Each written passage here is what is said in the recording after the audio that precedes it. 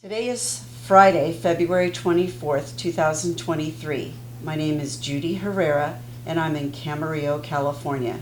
It is my honor and pleasure to interview Burnice Billie Thibodeau on behalf of the Conejo Valley chapter of the Daughters of the American Revolution and Colonial Dames 17th Century for the Veterans History Project for the Library of Congress. This interview is being recorded by Ed Lynch from Advanta Videography and contains the reflections and memories of the veteran during her time in the Army. This is Billie's story. Billie, you were born in 1920 to Dwight and Faye Walden in Kingsley, Iowa. You had 2 older sisters and a younger brother. Your mother started you in school at an early age. You graduated from Kingsley High School at age 16, valedictorian of your class. Do you want to pick up your story there? Okay. Now, this was a little town during the Depression, and nobody, even the rich kids, didn't go away to college. It was kind of different when they did. I worked for a candy store, and the employer said something about somebody that I didn't like, and I was kind of peeved at him. I would open up and he'd come at 10 o'clock, so I got out at 10 o'clock. And instead of going home, I walked into the bank and asked to see Mr. Phelps. I had no conscious effort of thinking about it. That's why I said this is the first time that I knew God was in my life, because he directed me there. And Mr. Phelps said he would look into it, but he was sure that I could have a loan and go to nurses training. Well, he not only gave me a loan, but he picked out my school. Oh. He enrolled me in school and paid my tuition. Oh, nice. I don't know why he chose Council Bluffs, because that was 100 and some miles during Depression with gas, where Sioux City was only 35 miles, and it had 2 real good nursing schools. But it doesn't matter. I went off to Council Bluffs to this very strict nursing home. And we came back from taking state boards, and I had to work an extra year as a nurse's aide. Even though I had a very high score on all my tests, I didn't have the age. I was only 20, and they couldn't give me a nurse's license. Okay. So they said I would have to work a year, and then I could be a full-time nurse. And this was the Jenny Edmondson Memorial Hospital in Council Bluff, run by? And it was run by the Women's Christian Temperance Association. They evidently had more nursing schools then. So they were pretty tough on you.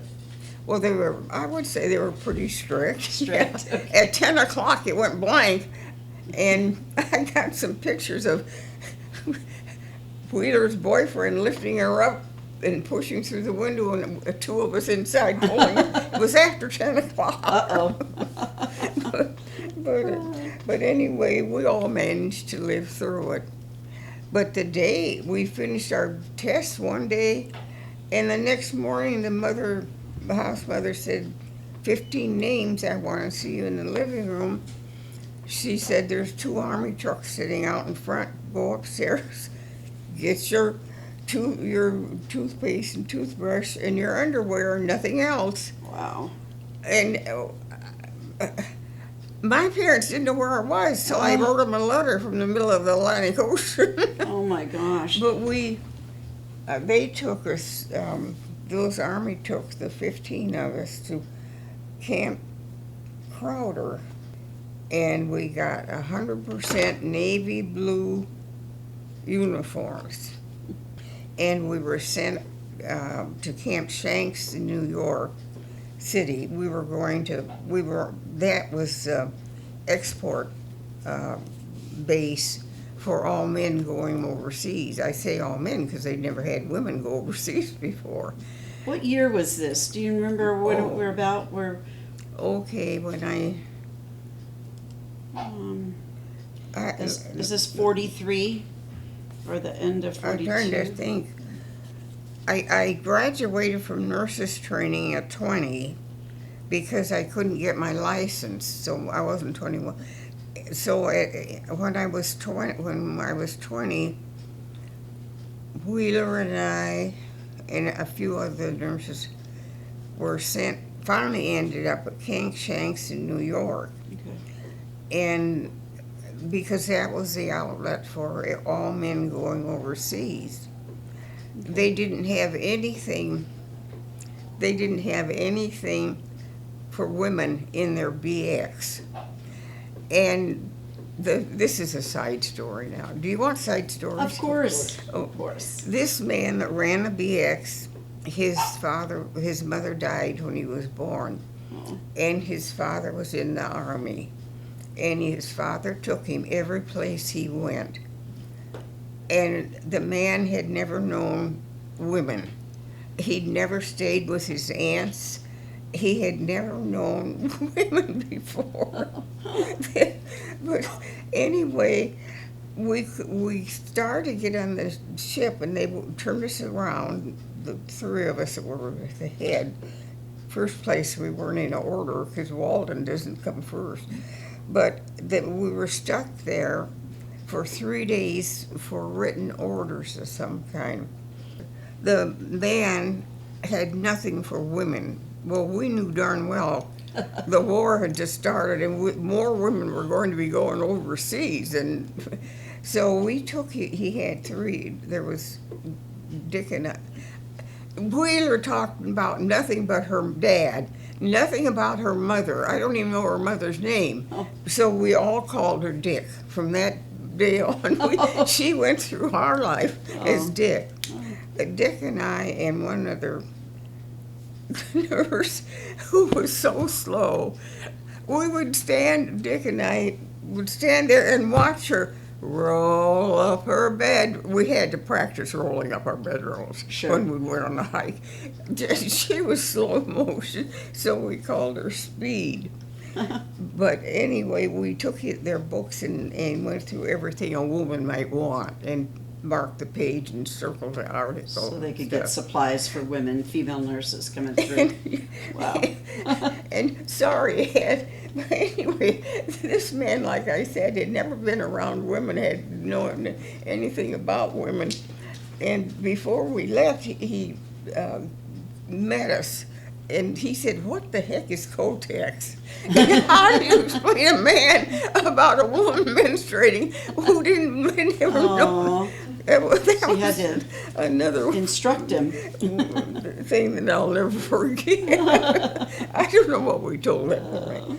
Anyway, then we got on the ship, and it was a high. For me, I had to struggle. It was probably as high as this table, maybe, and I had nothing to hang on to. And our men, our hospital men and the doctors had been on this ship for 3 days waiting for us. They really had pulled out of the harbor and realized they had no nurses. So they pulled back in the harbor, and it took 3 days to get enough nurses. And I remember struggling to get up that step. And at that, have you ever heard of maybe a hut sat on the Rolla? Yes, it was a love song at that time.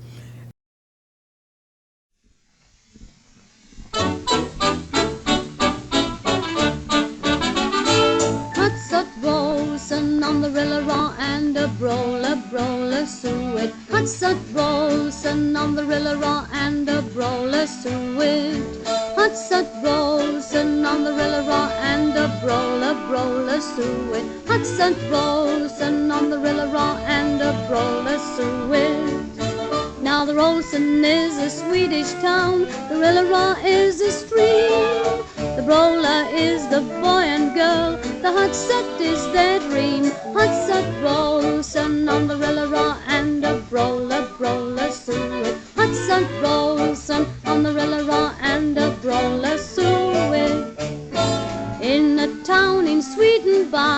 stream so clear and cool. A boy would sit and fish and dream when he should have been at school. Now he Popular Okay. song, World War II? The enlisted men started, when I stepped up, the enlisted men started calling me Hutsut. And from that day on, nobody knew my name. I swear to you, Colonel Sauer, who was director of he was a doctor, but he was head of our hospital. Uh-huh. He didn't know I had a name. Oh. He really thought it was Hutsut. Oh, gosh. And he was an older gentleman who wouldn't care about the love songs in those days. So I went through the war, and a long time afterward, by the name of Hutsut. Wow. Then finally Billy grew out of Burnice. Burnice is, that's a bad name. I had more trouble with that name. They wanted to call me Burnice. Bernie. Oh, no. But anyway, we do. So you loaded on, so you're leaving New York, and where were you headed? Where did your ship go? Well, when we got about halfway to cross the Atlantic, they told us we'd land at Casablanca. Casablanca. Okay. Now, don't forget, we had 100% wool uniforms. Gosh. We were hot on that ship anyway. Wow. But we were alone. It was a Mariposa. It used to be a lecture ship between California and Hawaii. It would make trips. So we really had a nice ship to sail on. Good. We were 30 nurses to 163 men. Pretty good odds. Boy, were our men, both the doctors and the enlisted men, the minute one of us stepped on deck, they were right there to protect us, which was all right, because we got to know them on the way over. Oh, good. And we got to Casablanca, and oh, it did a mess. Was it? It really was bombed to pieces. Mm.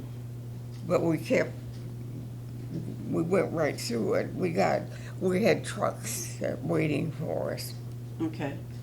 And we pulled out into the desert. Well, Rommel had lost the war. And the English General Montgomery, he was the big wheel in the war then. Oh, was he an egotistical SOB. He was horrible. Oh. But Rommel, they were bitter enemies. This is a side story too. Sure. Were bitter enemies, and he would not surrender to Montgomery. Well, Montgomery got disgusted and was hot on that desert, and so he left. Well, believe it or not, Rommel surrendered to Colonel Sauers, which was the craziest thing in the world. And even the Army denied it after a year or so when it came out that, anyway, he was the medical doctor in charge of the Yeah. 95th Evac Hospital. Okay. And we sat there in that hot desert with those wool clothes on because Montgomery was such a egotistical person. He was going to make Rommel suffer. He wouldn't go back to let him surrender to him. You'll never find that in the print either. No, probably not. No. But anyway, then we just started the regular following the Army and set up where we could. No, what do you want me to tell So you? then after Casablanca, you were on ships to go over to Italy? No. Not yet? No, we were out in the desert. We were sent. We didn't stay in Casablanca. We just went through it Okay. and got on our trucks and went out to where Montgomery was supposed to be. The Allies had just joined the war, and when we graduated, and so they had too many men over there yet to join our men over there. So what kind of nursing were you doing at that point? We weren't doing any. We hadn't set up our hospital. Oh, okay. That we left Africa there. We weren't by any town or anything like that. We left Africa and went across Sicily, and our men had already taken Sicily. Okay. And then this is the first time we really went in with the men, was for Italy. From Okay. Sicily, we did go to Italy, and that was the first star I have on my battle stars. And we didn't really go into any town in Italy. It was just open area. Probably that's why it doesn't. I don't have a name for it. But anyway, we landed in Italy, and then we weren't getting anywhere. There was a range of mountains kind of crosses Italy, the center of Italy, and up on top was the old monastery that was built by the first people on earth, I think. Well, Benedictine monks, I think. Oh, was it? Yeah, some Okay, Benedictine both monks. sides, the Germans and the Allies agreed not to touch it because it was such a Old. precious thing. Well, that lasted. The Germans signed the paper and went over and took over the monastery because could fire on both sides of the mountain. They did. The Allies really took a beating. Mm. So then we pulled out, the army pulled out from that side of Italy and went down around and landed at Salerno. I think it was Salerno and... Yeah, it was Salerno. Did Oh. you need to take a drink of water? Yeah, for, there was another... We weren't at Anzio. Salerno very long Anzio. because they took over the monastery. The Germans really destroyed that place, but we weren't getting anywhere, so the army left Anzio and turned what? Now wait a minute, did Anzio come first? Whichever one is at the Closest. bottom of either Anzio or Salerno. Uh-huh. And we got back on the boats and went around, getting out of the range of the mountains, and landed at Salerno then. And were you able to land and follow the troops? Yeah. Okay. And then we followed the troops. How did you do that? Were there did you have to walk? Were there trucks for you? No, we had, our men got so efficient, they could take down a medical hospital and put it up in 13 hours. It didn't count travel time, but Wow. they were so efficient at it that Okay. it was, but no, we were a frontline outfit. We were right behind the men. Right behind them. Okay. Yeah, for a while there, if we got 3 miles behind the men, we moved. That sometimes we were so busy taking care of the guys, we couldn't get rid of even to send them back. That we would have to just move. But usually it was 3 miles, and then we up and moved and got closer to the front. Okay. And then it's Salerno. I'm trying to think when we had the 95th hospital Mm-hmm. and the 64th. Oh, I never thought I'd forget the name of those men. They were medical men. It was a 64th. I don't know what they were called now, but we weren't with them too long. But anyway, there was a unit of just like our hospital. Okay. They had their own doctors. They had their own. It was a surgical outfit that did nothing. Well, the only thing you did was operate on the guys at the front. Uh-huh. But Your hospital would stay about 3 miles behind as the men were moving forward. And were they headed across Italy, or do you remember where they were going? Or you... Well, then after the Salerno, we stayed in Italy and fought our way up Okay. into Germany, Okay. into France And South France. and Germany. Okay. And I had my boots stolen 3 times. Oh. Well, one time didn't count. But anyway, you can't blame the people. They were starving and they had nothing. They'd been at war, the civilians. But anyway, to get a pair of boots, they had to we got mail maybe once a month. Okay. Or we could send out mail once a month. Okay. So my order for a pair, she ordered 2 boots. The chief nurse was pretty smart. She ordered 2 boots in a size of 5. Well, the Army doesn't make boots size 5. So this person in Naples got the order to get 2 size 5 boots. And then they sent the order to New York when the mail went out to New York. Well, the guy in New York got the order all right, but since they didn't have Army boots that size, he had to go out and buy at a regular shoe store. But he did it at his own pleasure. So in the meantime, I was wearing flip-flops. Oh my goodness. And the second time, in the meantime, I was high in the Italian and French Alps with snowstorms, Oh, no. with blinding rainstorms, Oh. in flip-flops. Oh my goodness. And our men, bless their heart, offered to, and it was real funny. I never met this. I'm from Iowa.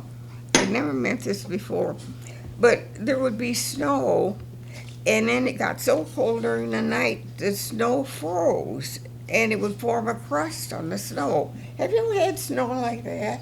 Yeah. I never did, and I'm born and raised now.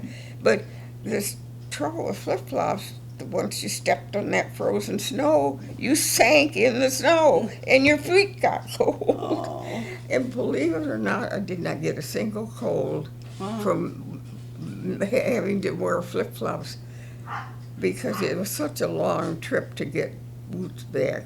Oh my Well, goodness. they didn't send 2 pair of boots. They sent 1 pair of boots. And I don't blame the civilians, really, because they were stolen again. They just saw little feet, and those kids were walking barefooted. So why shouldn't they steal the boots if they could? So at this point, then, you're going up the coast of Italy, and you're following the American troops. And what kinds of surgeries and things were you having to do or perform?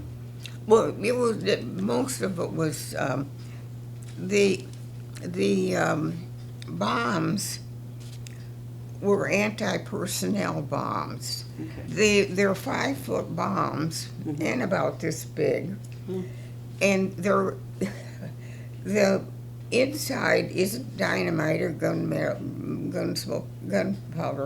They're little jagged steel pieces about the size of my thumb.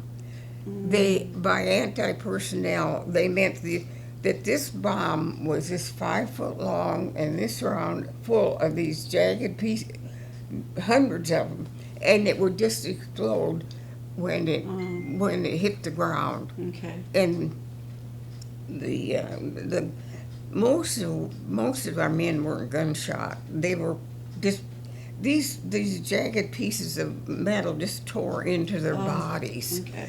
And so it was really operating and getting there quick, because they were so jagged, they just tore the inside of the men to pieces. The livers and the kidneys and intestines, stomach. Well, you can imagine a piece of metal that size just peppering you.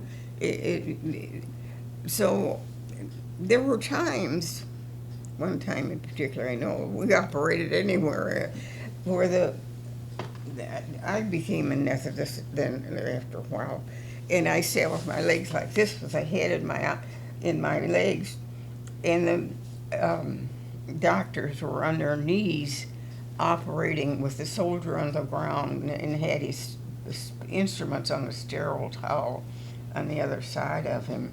That's why we, unfortunately, it doesn't pay to be too good sometimes. Oh. But our first this big assignment, we had 95% recovery. Our men lived. Wow. 95% of them. It was unheard of. It's wonderful. After that, the good old 95th, if the Army didn't know what they were doing, or it was going to be a real bad fight, the 95th went out. And by that time, we had the 93rd Evac Hospital, and we, like I said, the 64 something. But our doctors are really good, and they just sent, you go where you get sent, and they just sent our hospital out because we had that 95% recovery on the first big job we ever Good did. reputation. And like we'd say, the good old Army's lied to us again, off we go. But you know, you went where you had to go. Sure. But when we got to Salerno, we just went up Italy. It was a big fight all the way. So if you did surgeries as best you could, would you then send the men home, or Yeah. what do they? We had a medical tent and a surgical tent patients, and we would keep the real severe patients that couldn't travel for a day or two or till they could travel. And the medical men would, of course, go back to the front line. Okay. I remember one time they had a big push. They always called it a push. And we had so many people that we operated on to get. It took quite a while to get all these little pieces out of people. The doctors, it wasn't just an open appendix and close it up again. Right. It was, but anyway, we ran out of Army cots, and we ran out of litters to carry them on. So after one surgery, I remember I laid a blanket down on the ground, and there was a patient there, and he had his IV drip. Now how did this? I'm doing this because he's laying here.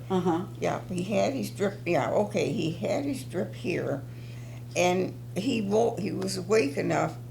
I was bringing another patient in. He was awake enough that he could tell when his drip stopped, and I told him to pull it. He couldn't move this arm. I don't know why he couldn't move this arm, but he could reach across and pull a needle out when you know, and then we gave him a sterile 4x4 to bend his arm and put it up. He could, sometimes he could, sometimes he couldn't. But anyway, we operated on another guy, and I had to put a blanket down on the ground, and we moved the cot enough so that then he was laying, the guy I just brought out to lay on the ground had his drip going, and our bottles were in tree limbs. We had to scout around to get a tree limb we could stick in the ground to hang a bottle on. Oh my gosh. But anyway, this guy's arm was here, and we just angled his cot so with his other arm he could reach over to this poor guy on the ground. This guy was so badly hurt he couldn't move, and he was just coming out from under anesthesia anyway, but he could reach. Okay. So he would reach over, and he did pull a needle out of the other guy that was laying on the ground. And he didn't bend his arm up. He couldn't do that because he had to move too much, and it hurt too much for him to move. You guys were just so busy. But the pathologists say that. But I remember that as I was laying him down with the other guy, I said, this poor guy's mother would have a cat if she could see what we're doing to him. He's been in surgery for 2 or 3 hours, and we're putting him on the ground. We ran out of cots, we ran out of litters, and we had to lay him Too much But he wounded. didn't lay there very long.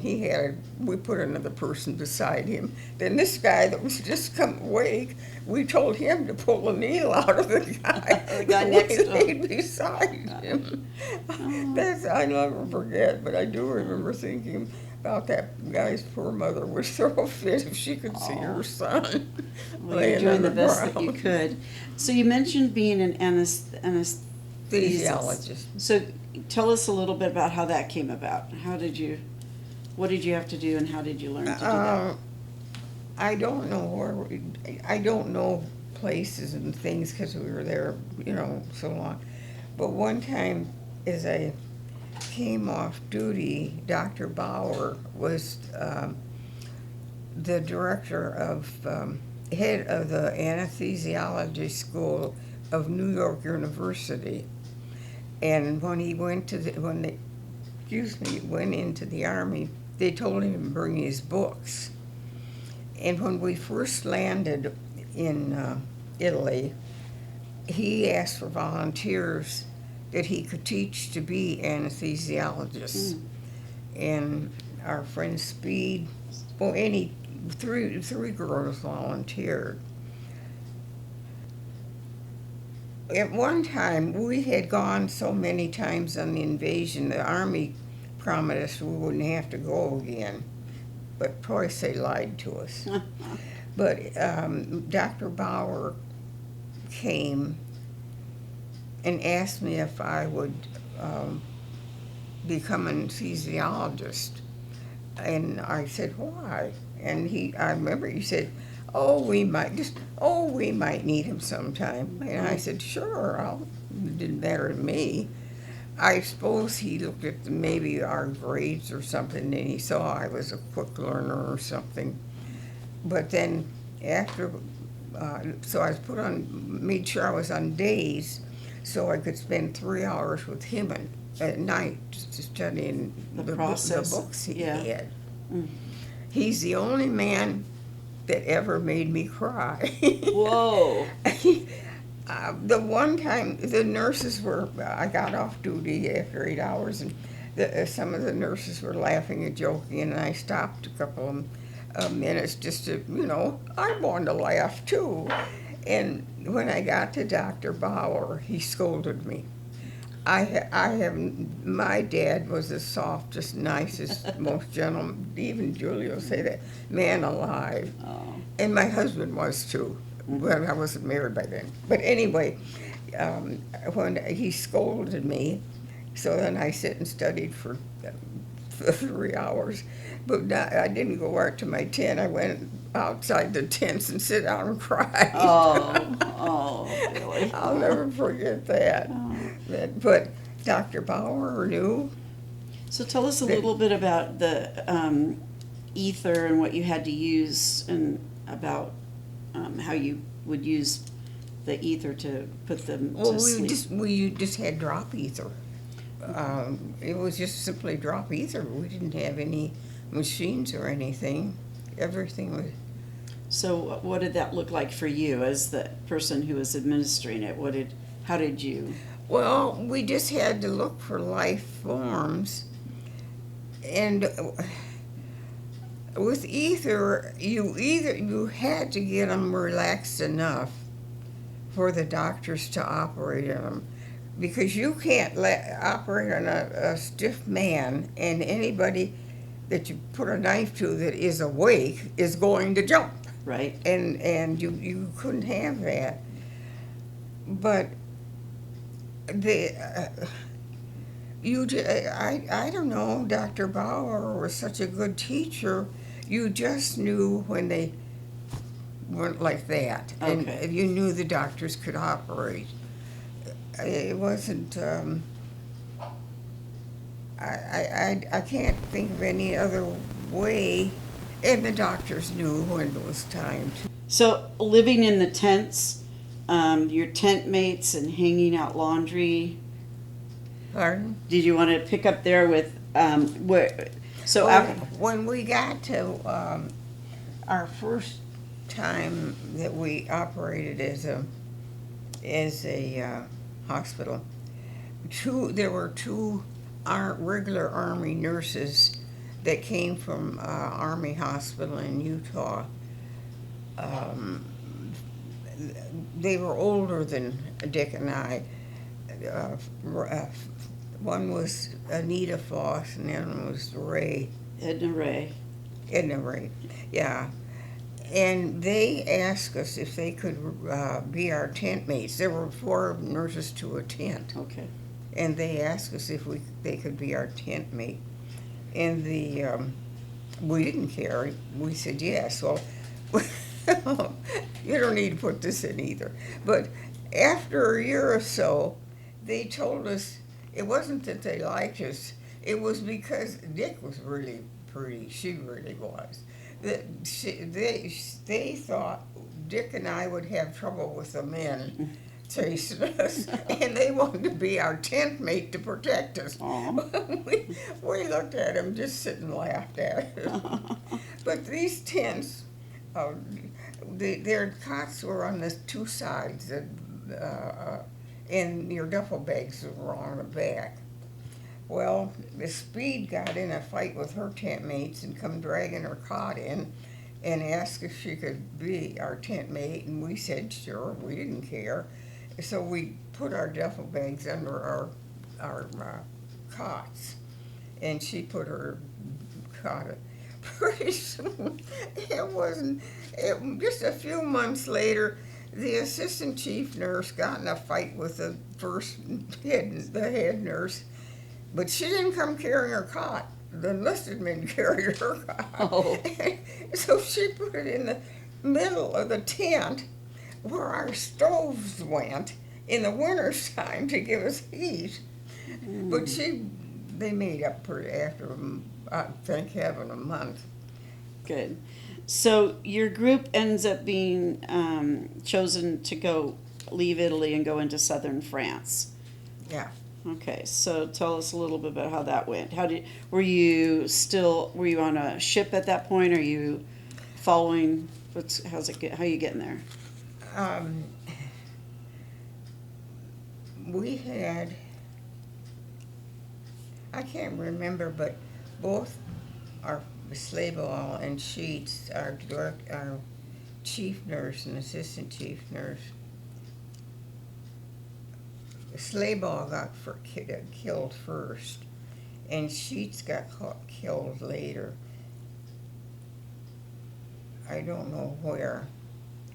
And this name I deliberately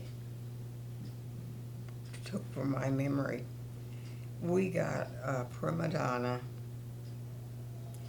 as the chief nurse. I guess she was pretty looking. I don't know. Anyway, the man, Stars and Stripes, liked our hospital. I mean, he missed women, you know.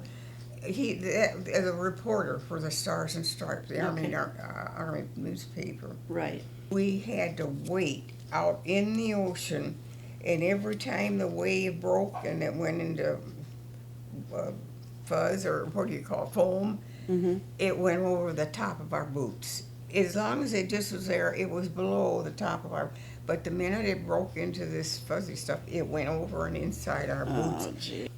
So how was the food? How did you cook, or did you have to cook for yourselves, or? No, we had like everything else. We had a motor pool. Those guys took care of the trucks. We had the cooking tent. We ate off of trays, regular trays that you get now when you pick up, if you go out to that place out by Home Depot. Yeah. And we ate out of the corner of it, and we had the cooks. Frank was a businessman in civilian life. He owned a couple of stores. No, he didn't know. Anyway, it doesn't matter. He was one of the cooks. He and I lived the longest. We lived about 5 years longer than anybody else. Aww. And the Army, I said, they got more supplies. The Army really fed us. We never once Okay. went hungry. We could always go to the cook tent and mess tent they're called, Sure. and ask for something to eat if we got hungry. We got, toward the end of the war, 15 of the German soldiers walked into the mess section of our hospital tent. Now, but beyond the farther stake, in any hospital, there was no gun allowed. You had to leave your gun lay outside. Okay. You could not bring it into hospital standing. But anyway, 15 men came to the mess tent, and they were starving to death. Well, the enlisted men were having a big poker game.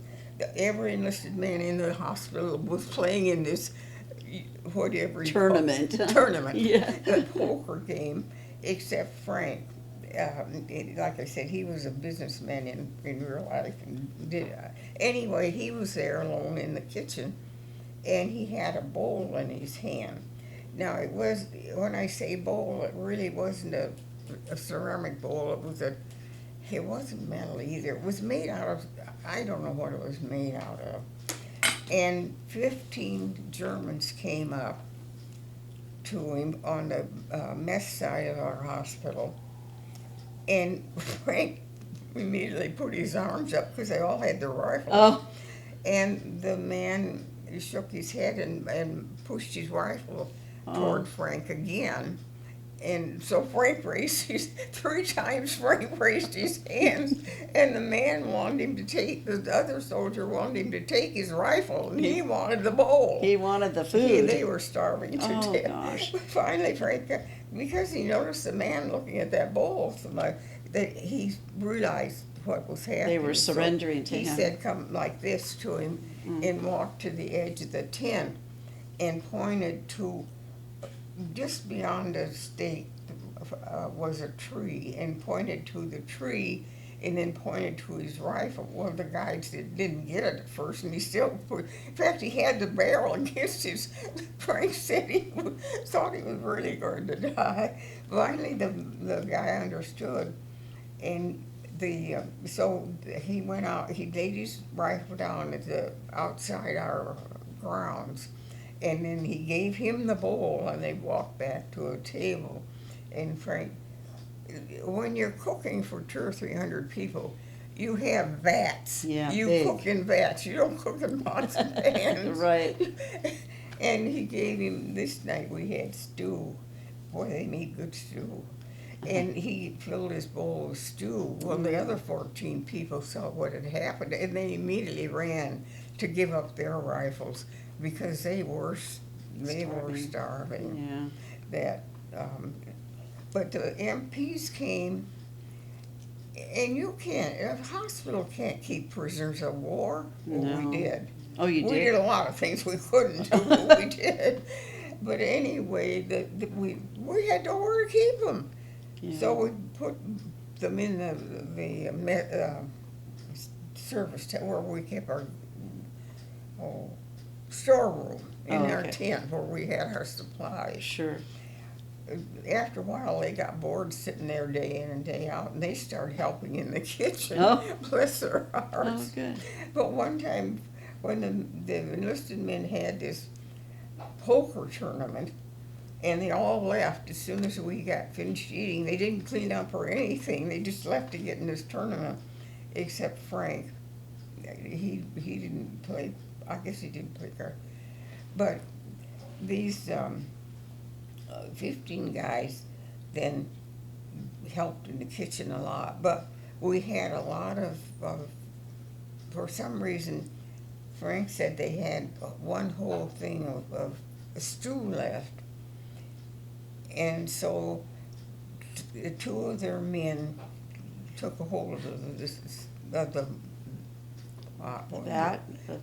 whatever you call them, that, so, and carried that food 3 miles to the borderline between,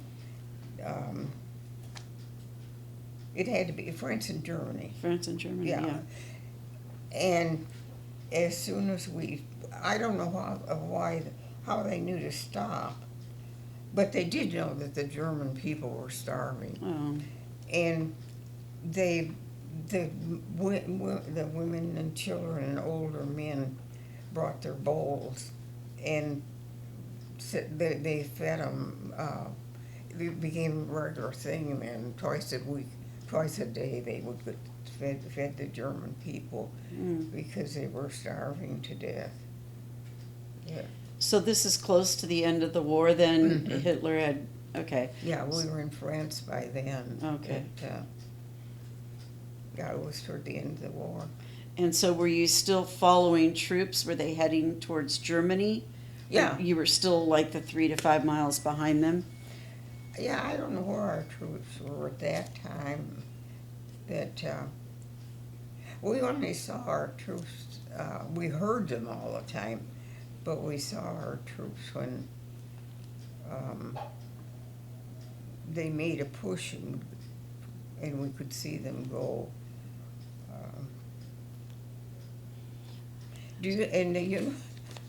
There were only, this is a side thing too, only twice in that whole war, because in the beginning, some of the nurses and said we were making a joke of it, and we're going to count how many times the men would cuss.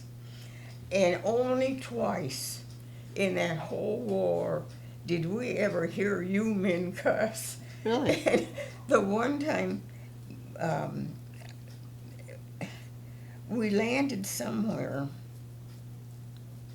I don't know where it was, but there were dead and dying bodies from here to the front door, well, further than that. You walked on them to get to we were nurses, we were walking on them and they were crying for our help. But anyway, speed, I gotta back up a little bit. I'm Sure. sorry. No, you're fine, absolutely fine. We were on the Mediterranean going from Africa to Italy, and we got in a dogfight, and you were supposed to go in for cover whenever the 2 airplanes got in a fight. But there was Dick and I and Wheeler, Speed. The 3 of us stayed out on deck watching the Americans shoot down the Germans. They were called dog fights. Sure. The airplanes were called dogs.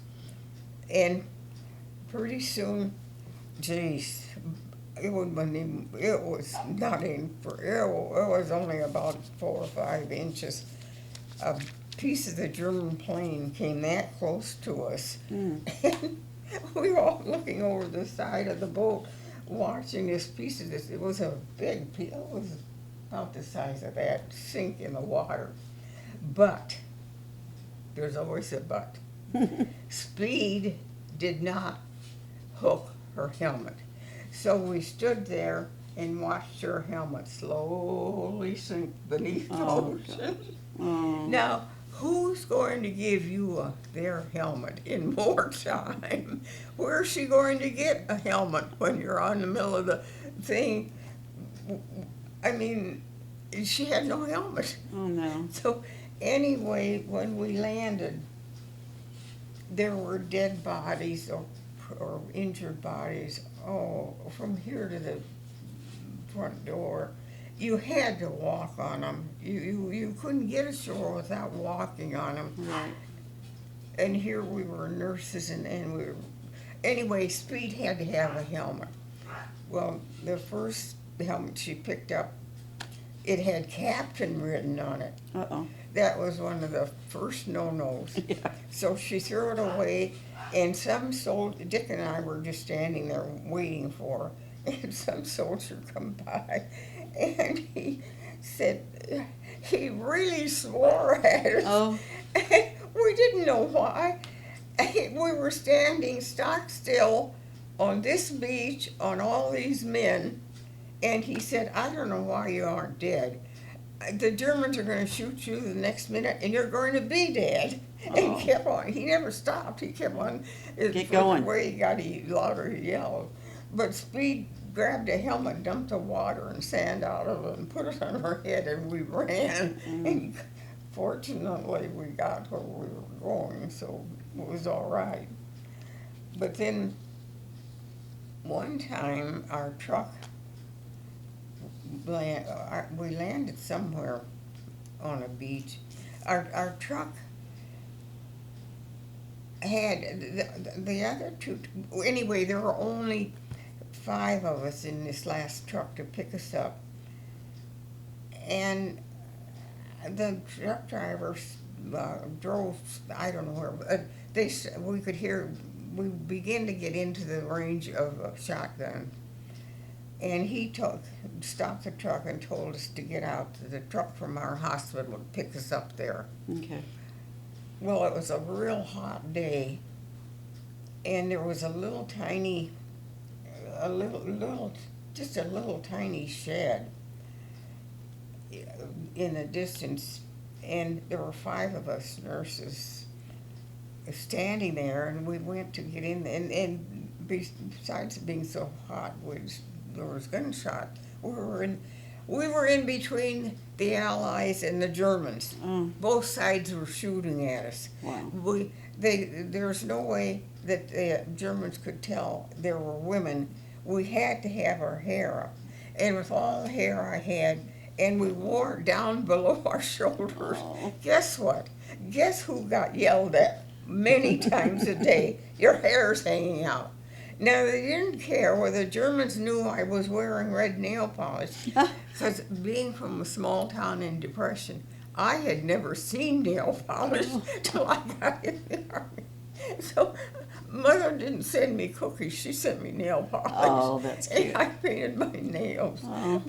But they never scolded me for having painted fingernails that the Germans could see. But boy, let a lock of hair come under my helmet, and they would scold me for that. The Germans saw American soldiers aboard a hospital ship. I think it was the Mariposa. I don't know. Anyway, they did not know we were nurses. They thought we were GIs. Sure. Because sometimes they agreed that they wouldn't, and they didn't. They really didn't bomb any other 2 other hospital ships there. They did not bomb any other hospital ship, but they bombed the one that we loaded on because they thought that they were taking Just a transport. GIs from Africa to Italy, but it was so hot, and this was a funny ship. But the top was flat, and we decided to take a sunbath. I think there were 12 of us. Well, the Germans had seen us go on this ship. I'm sure it's a Mariposa. Go on this ship.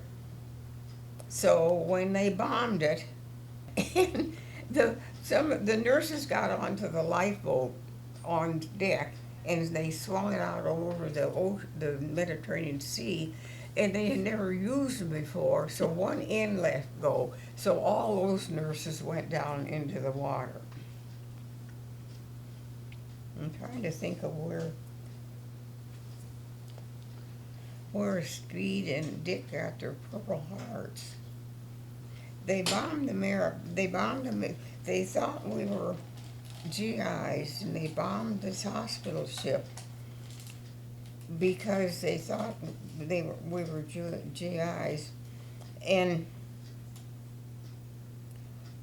where the irons were, and you could draw curtains of this hospital ship for individuals. The iron railings fell across Speed's feet. And from then on, she had trouble with her feet and finally had to leave the 95th because it was a frontline hospital. Oh. And Dick had ashes or something. She looked like she had the measles again. Oh, wow. that, I Burned? didn't tell you we sneaked her ahead, yeah, aboard the ship with measles, did I? Oh, no. But anyway, the cinders from the burning ship made pop marks on her Oh, face gosh. again, so she got a Purple Heart for that. I didn't get a Purple Heart for anything. Well, but you got combat medals for the 4 battles that you were in. Yeah. So, tell us a little bit more about then going into Germany, what that was like at the end of the war for you. Well, that it now we went through France again, like the Army. Good old 95th is there to go. We weren't supposed to go, but they did send us there because they said that they had not sent enough spies in France to know how many Germans were in France. Mm. And so the 95th was the first hospital to land again in southern France. And it was a cakewalk from then on because they didn't have Germans in France. Oh, Even when we got to the borderline, they didn't have soldiers really protecting their home ground. And I remember we forgot the name of the city. I'm forgetting a lot of things. I am getting old. Anyway, you're fine. you could smell for 5 miles. And they had, and I got pictures, I don't know where they are, of Jewish naked men, women, and children higher than my head, and 2 crematoriums Mm. they'd killed the Jews and they were putting them in there, and I don't know what they did with the ashes. Mm. But for some reason, I wasn't with Dick and Speed that day. I was with somebody else, and we got to the city where they had 2 of them, and they still had 3 piles of these naked, deteriorating human beings. Mm. And there were 2 girls there, about 10 or 12 or something. And I turned to them and I said, "How on earth could you do this?" And they looked at me with the saddest faces. 1 word. Guess what 1 word they said? Hitler. Oh. And they walked away. Mm. I was ashamed of myself for asking that question because they looked so sad. They honestly looked like they were going to cry. Mm. And I stood there looking at them, but just 1 word, Hitler. So by the end of the war, the German people were not happy with him. No. That's for sure. But they So what was the 95th's role at the end there then? What were you doing? the same thing. Nursing? They were still fighting a little bit, Okay. but yeah, they were still fighting a little bit. By that time, I was married at the end of the war, Okay. and then I got pregnant, so I wasn't there for the actual signing of the papers. Okay. I was sent home early with the injured. Oh, okay, good. Um, So you go home a little early, and when you say home, were you still in the Army, or did they discharge you? No, I was still in the Army, yeah. Okay. Hmm. And then Where did they send you? What? I went back to Kingsley, to Iowa. Well, but you were still in the Army, right? Hmm. Hmm. But I was on sick leave, Oh, I see. Um, Okay. and I went to the university. I wanted to get a degree in school nursing. Okay. And Was that using the GI Bill then? Mhm. Okay. Mhm. Okay. Then the director of the school nursing called me in her office and said there was a offer came in from South Dakota, and they were offering a unbelievable high salary for a school nurse. Evidently, there weren't school nurses in those days. Right. It was $1,000 a month, and I didn't want to quit school. And she said, "You got the rest of your life to get your degree. You'll never get $1,000 a month again." Well, that was a mistake, because I could have gotten more than that. But I took the job, and I'm glad I did. Yeah. I met my husband. Oh, there He you was go. from Sioux City and worked in Yankton, South Dakota, and I was at school every Friday, every weekend. We would ride the bus to and from Sioux City. Oh, great. He was the nicest guy. Finally became treasurer of the railroad. Okay. And I became a school nurse for 40-some years. Wow. Okay. I liked that Oh, good. job. So you did that for 40 years, and then The you rest, yeah. and then you've retired and Mhm. and yeah. We always like to ask at the end, how did your experience in the military impact the remainder of your life? How would Well, you if you say being able to go to school, I probably would have gone on to school anyway. But it did give me a chance for my education. As far as, I don't know if it really had that much of an impact. Thank heaven I was getting older, so I've had a little more sense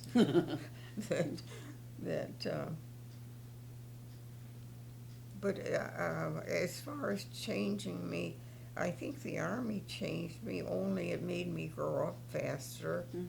I saw a side of life most ordinary people would not see, and made me a nicer human being. I would like to think so, maybe, that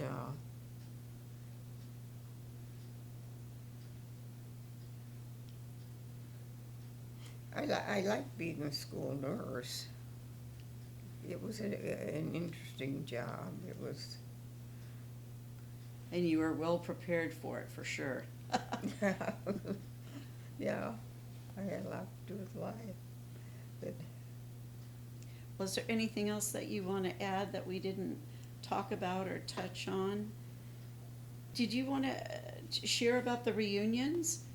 Because the 95th evac. well, we had a reunion every year for the 95th. When did that start? Like, Right, then as soon as war was as over. soon as it was over, okay. And I don't remember where the first one was. Now, I do have, when another nurse and I were hostess of it, I don't know that year either.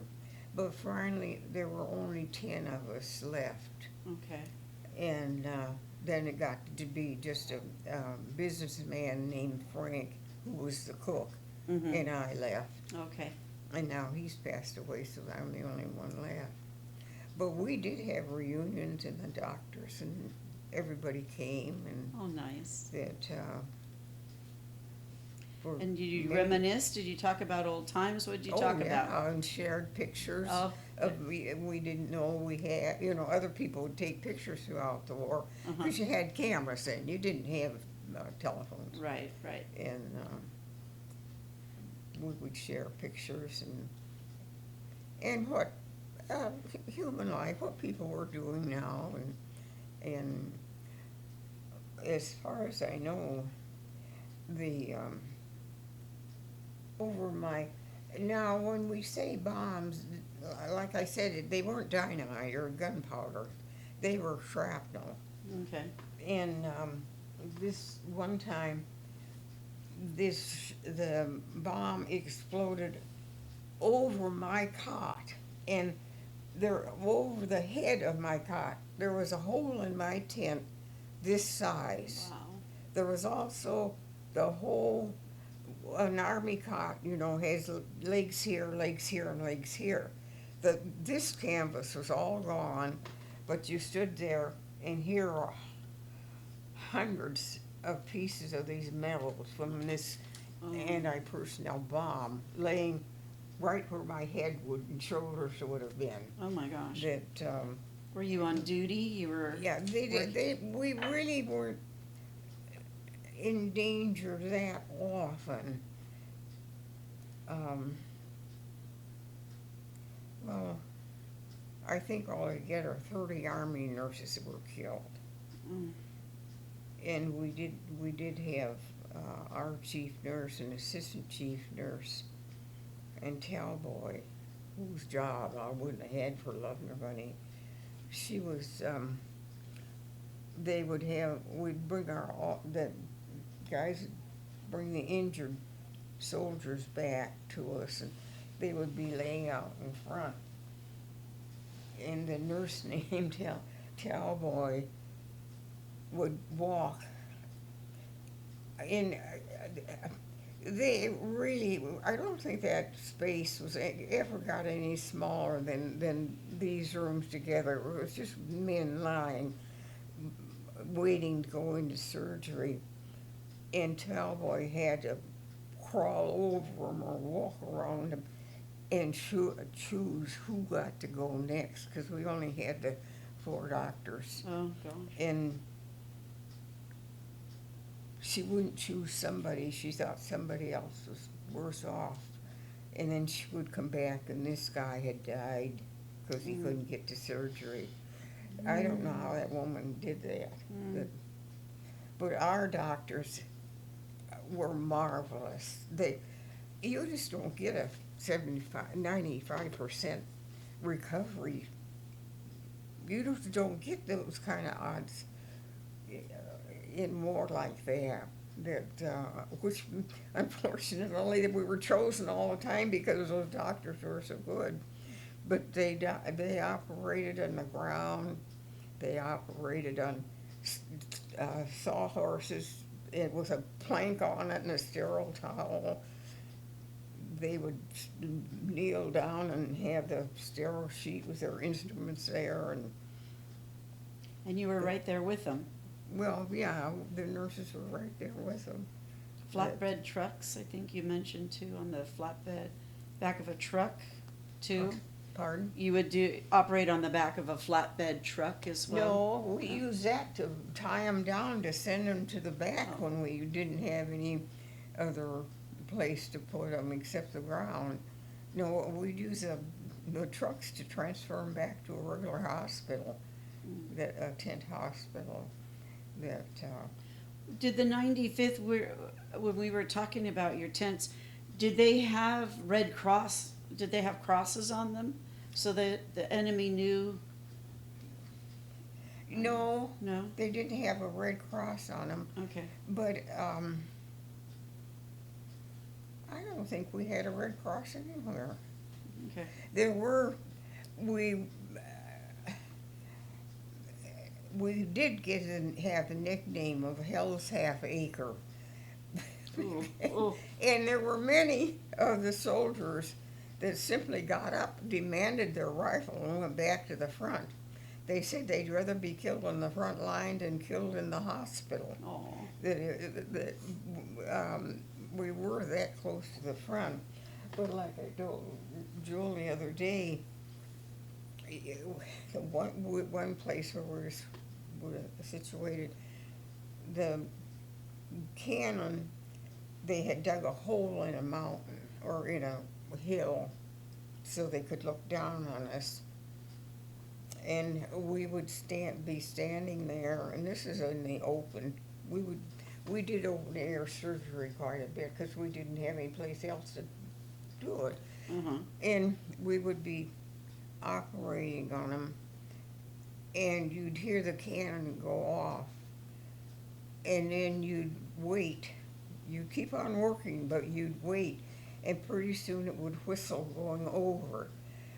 And you kept on working, but if it was whistled low, oh, we were so unhappy. that meant it was going to get our men in the rear. But if it whistled high, we knew it was going further back, and our men had got past that. Oh, good. So then we'd wait for it to explode, and then we'd turn back and wait for another one to come out of that darn cannon. But that, I'll never forget either that low whistle or the high whistle. It was kind of an experience. I think it was, to say the least. But it was fun too. Well, as long And as, I can't think of a person that I didn't like or that was a. Oh, of course, nurses are women. They do have their own little things, but everybody was nice. Oh, what was a death situation? Why be snotty or cruel or, you know? Right. There were some that were like Speed got in a fight with her 10 mate and came into ours, and then the assistant chief nurse got in a fight with the chief nurse, and she moved her. Oh, she didn't carry her cot in. I carried her cot in, but she left not too long after that. But they really were. How did your parents feel about your service? How did your parents feel about you being in the military? Well, like any other parents, I imagine, I never really asked them. We really didn't know we were going. We couldn't warn them. We couldn't tell them we'd signed up or anything like that. They just took us. And I don't know, somehow I would have contacted them at Camp Shanks in New York. I can't imagine not calling them or writing them a letter there, because we were there 3 days. And you got letters from them while you were abroad? Yeah, about once a month. We could, but they weren't next day letters or anything like that. But yeah, we had mail call and got letters regularly and got packages, cookies, nail polish. Oh, yeah, your mom. Oh, got everything but boots. Oh, that's funny. It took a long time to get boots. your experience has really been extraordinary. Yeah. They were, but then war is, I don't understand why people have war. Just going through these,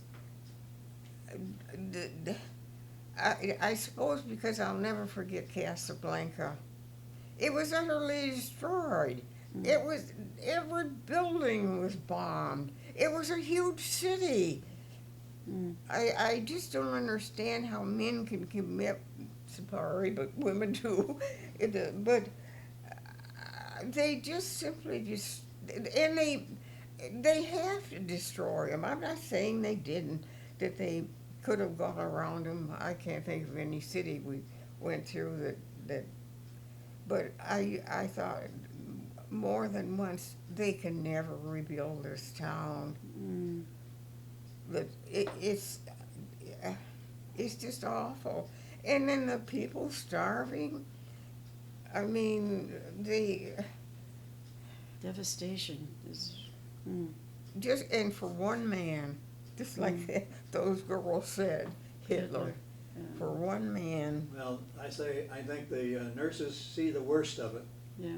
Because, Well, no, our GI saw the worst of it. well, but really. you saw the worst of what happens to GIs. Well, we want to thank you for your service, Billy. We appreciate all you've done for our country. Thank you. I'm very glad to do it.